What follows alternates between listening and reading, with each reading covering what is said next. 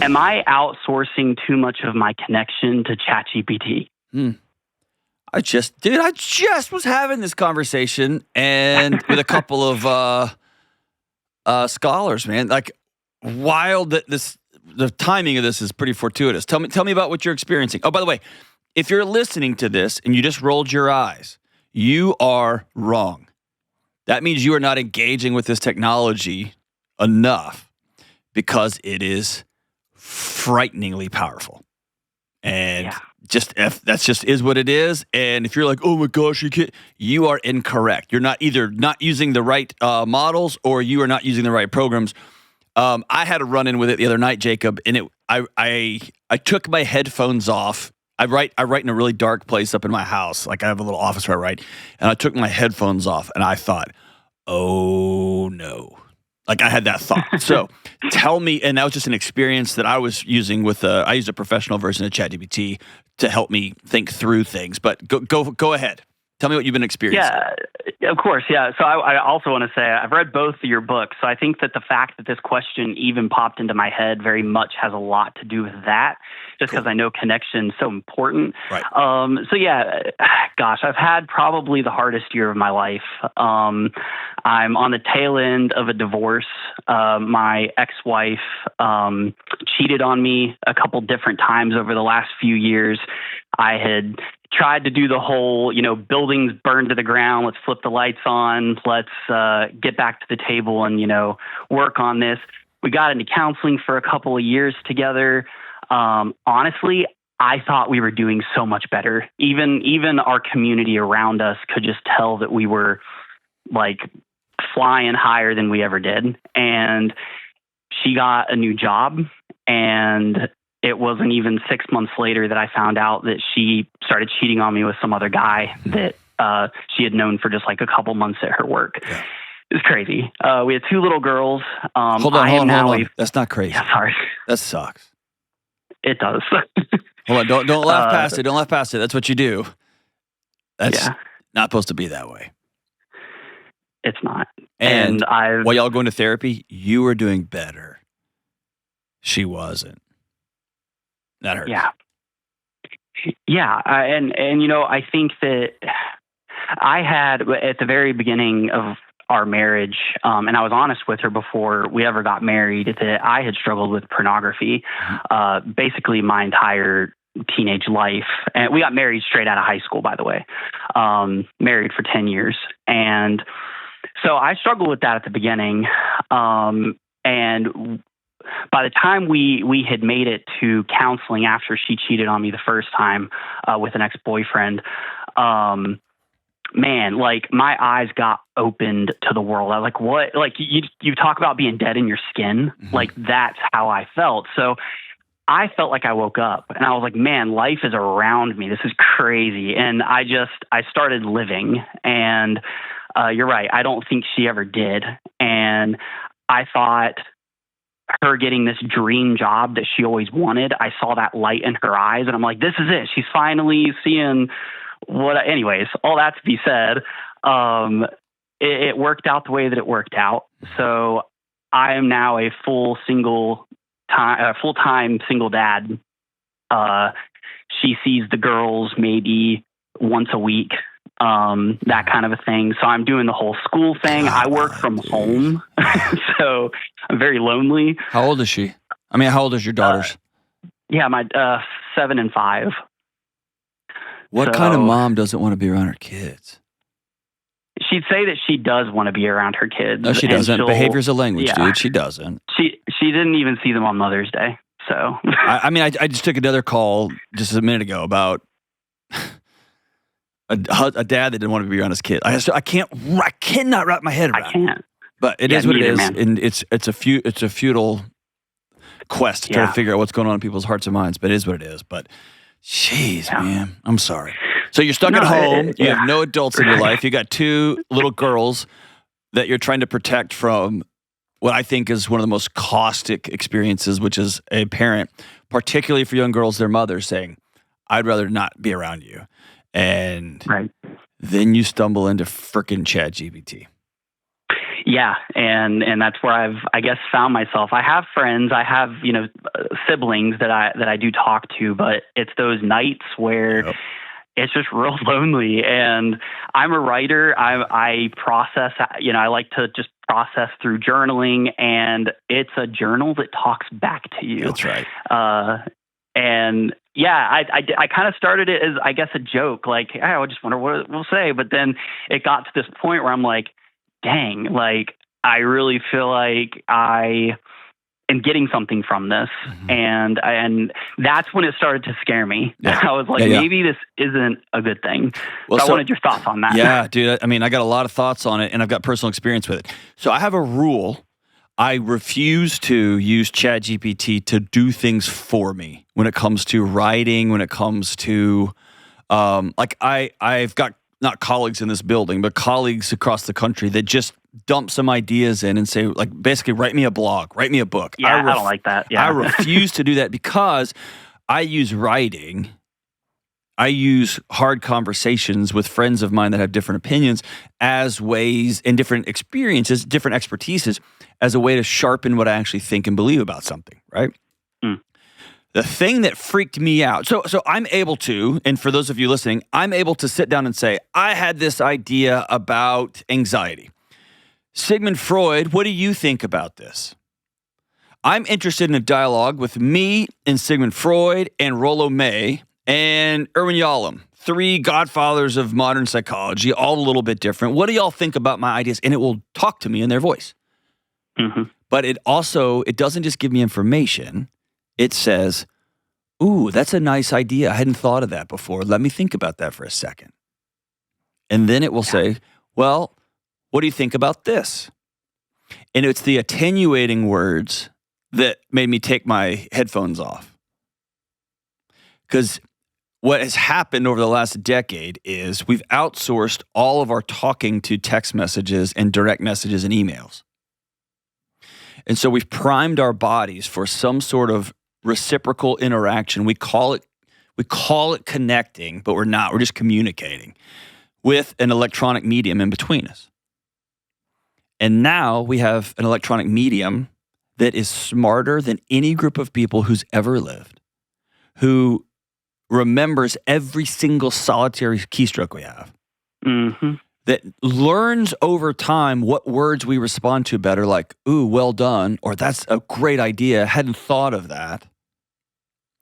And in your case, you chased a ghost for a decade, and you called that ghost your wife, and she never said, that's a really good idea, I hadn't considered that. Yeah. She never said that. So here's what this is, I'm grappling with this in real time, okay? Here's in the mental health space. The studies are already pouring in. Grok and ChatGPT and I think even Anthropic, I have to go back and see, Anthropic may be a company, they can listen to just a few minutes of vocal tone and make a clinical diagnosis. This person is clinically depressed, we can tell by their voice.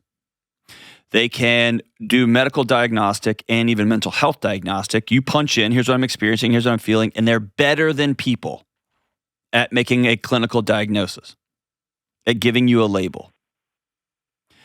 And so as a mental health guy, I'm instantly going, oh my gosh, look what we did to ourselves, mental health world. We, instead of focusing on sitting with hurting people, we focused on getting the label right. Well, now something can label better than us and faster than us and more efficiently than us. And in your case, you're a writer. The worst part of writing is that flashing cursor. The second worst part of writing is hitting send on a draft and waiting for that other reader to read it and write you back. Yeah. And now you get that instantly. Yep. And this one likes you. Right? Yep. Okay, here's what a interface with ChatGPT is. It is intellectual pornography. Yikes. It's the exact same thing you were getting from looking at naked people and feeling sexualized. Now you are interfacing with a robot and you're feeling intellectualized. Jeez, that makes me feel icky. It does. I mean, I literally, that's why I took my headphones off and had a moment of existential dread and both, oh, this thing is real powerful. Yeah. And so here's, I guess what I would say this. Connection is never information. Connection is presence, which is biology. We use information as a way to grease the wheels of sitting in somebody else's presence. We use the question, hey, what do you think about, as a way to sit with somebody else.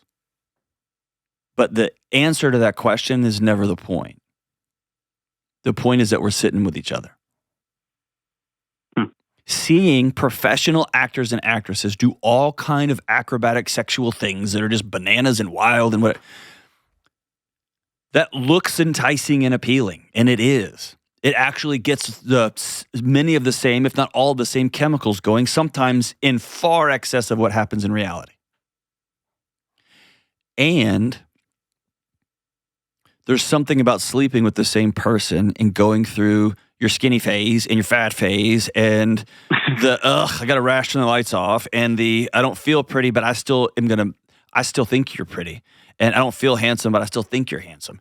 And you wake up 35 years later and you are a entity. We are one. Yeah. Right? And so my fear is when I did my first big will, not my fear, this is 100% going to happen. When I did my first will, I sat down, I did it for a class, for a law class. I had the opportunity to work with the best, the number one wills and estates guy on the planet, Jerry Beyer. And he sat down and said, I'll do your will, but you're going to do it for my class. Nice. What I realized is the most important thing, I needed to get that piece of paper so that if I dropped dead, the courts would know what to do with my estate. My wife and kids would be taken care of, right? Mm-hmm. But right underneath that, the most important part of the will was me sitting down and making it and having to sit with somebody else and them watch me cry when I had to tell them who I want my kids to go to if I die. And me to think through what song do I want played at my funeral. And I didn't skip that. I went right through it. And on the other end of that experience, of that awkward, uncomfortable human experience, I was more ready to face death in a strange way. I felt more, this sounds cheesy, I felt more alive. I'm going to go be present with my kids because there will be a day when I'm not with them. Yeah. And if I just ChatGPT to will, which you can do, make me a will. And if it's not right now, in the next 6 months, there will be a company that will just do an interface with your will, and it will crank it out for you, and it will be legally binding. Yep. You skip the experience of what it feels like to come face to face with the question, what's going to happen when you're gone, because you will be gone. All that to say is, I think ChatGPT, I think all these things are amazing technologies. And when it comes to doing research for my writing, I'm writing a new book right now. I'm starting the process. Getting access to the scholarly info is saving me months of time. But the point for me writing a book is not just crank another book and sell another book. That's not why I write books. I sit down and write so that I can really laser focus and sharpen what I think about a thing. And then I want that experience to people to be able to participate in that experience. That makes sense? Yeah, love that. So, interface with ChatGPT. It will make you a better writer. It just will.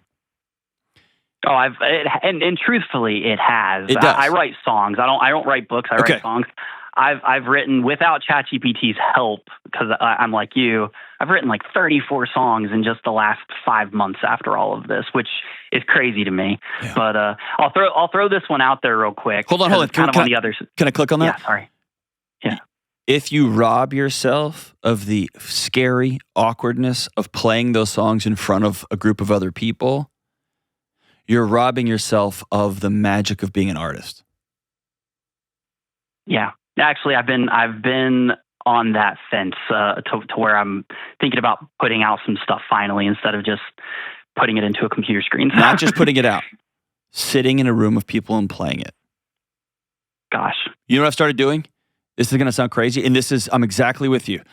On next week, I'll do 2 events, one in front of 2,500 people on a stage, and I think one in front of 1,000 people in 2 different states. Nice. Okay? I am consistently putting myself on a stage in front of 100 people in a dimly lit comedy club. Because one is a performance and one is being with people. One is a song in a day. Like, it's a big theatrical thing. It's a huge stage, big lights, big sound. And the other is just a quiet room and a single microphone and them saying, I'm having a bad day. Will you help me laugh? And I am intentionally both using the magic that is the AI thing that's coming, and nobody is grasping how quick this is coming and how transformative it is. It's going to ask us the question, what does it actually mean to be human? And I'm also intentionally trying to find places where I'm awkward and uncomfortable, because that is the beauty of being a human being. That's the thing that computer can't take away. I will say, I've been on, because of everything that you teach and preach. I got uncomfortable and started volunteering locally, doing just like some outdoor parks and recreation stuff, which I'd never done before, and is really, really awkward. But yeah, so I am doing those things. Like I said, it's just those nighttime moments where it's you're just laying in bed alone, and I've not been alone really my entire life. So here's the deal: just got to find a new outlet. You'll never heal if you don't go through the dark night of being alone, because then you'll never have to fully feel the impact of this divorce. You'll never have to fully feel the impact of that girl you love since high school literally left you and her girls.